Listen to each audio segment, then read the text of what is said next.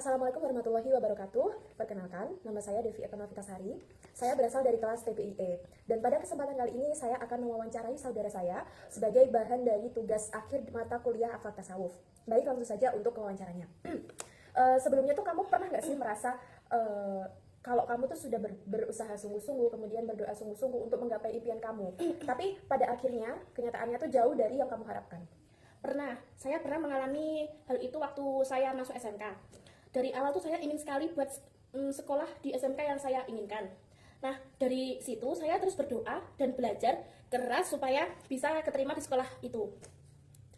Terus lalu pada akhirnya apa yang terjadi?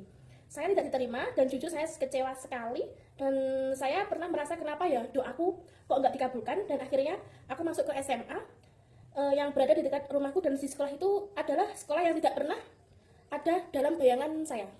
Jadi pada waktu itu tuh kamu merasa kayak kecewa sekali ya? Iya. Kemudian hal itu tuh wajar, sebenarnya wajar banget terjadi. Tapi disinilah hikmah keenam dari buku yang sudah saya pelajari, yakni buku Hikam. Itu mengajarkan kita bahwa satu hal penting, bahwa doa yang sudah kita panjatkan atau yang sudah kita lantunkan itu pasti adanya akan Allah kabulkan.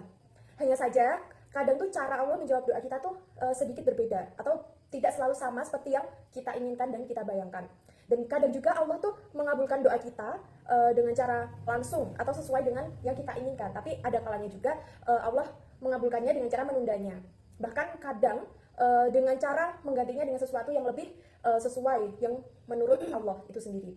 Nah, hal itu tuh sebenarnya bukan karena Allah nggak sayang sama kita, tapi justru karena Allah itu maha mengetahui. Sementara kita itu cuma apa sih? Kita itu cuma melihat dari keinginan kita. Oh, aku pengen ini, pengen banget. Tapi kalau menurut Allah sendiri itu nggak baik buat kita, ya itu nggak akan terjadi di hidup kita.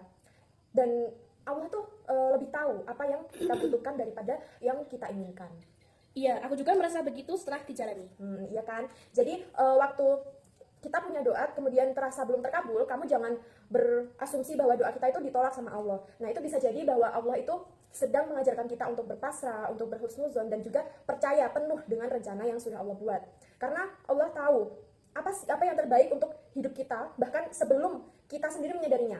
Nah, dari cerita ini kita bisa belajar bahwa janganlah kita mengukur terkabulnya doa, dan terkabulnya doa itu dari tercapai atau tidaknya keinginan atau doa yang kita panjatkan. Tapi lihatlah dari bagaimana Allah membentuk kita melalui prosesnya. Dan disitulah makna dari hikmah 6 yang sudah saya pelajari, yakni percaya penuh pada keputusan Allah, karena ilmunya itu jauh lebih luas daripada ilmu kita. Baik, sekian yang bisa saya sampaikan. Akhir kata, wassalamualaikum warahmatullahi wabarakatuh.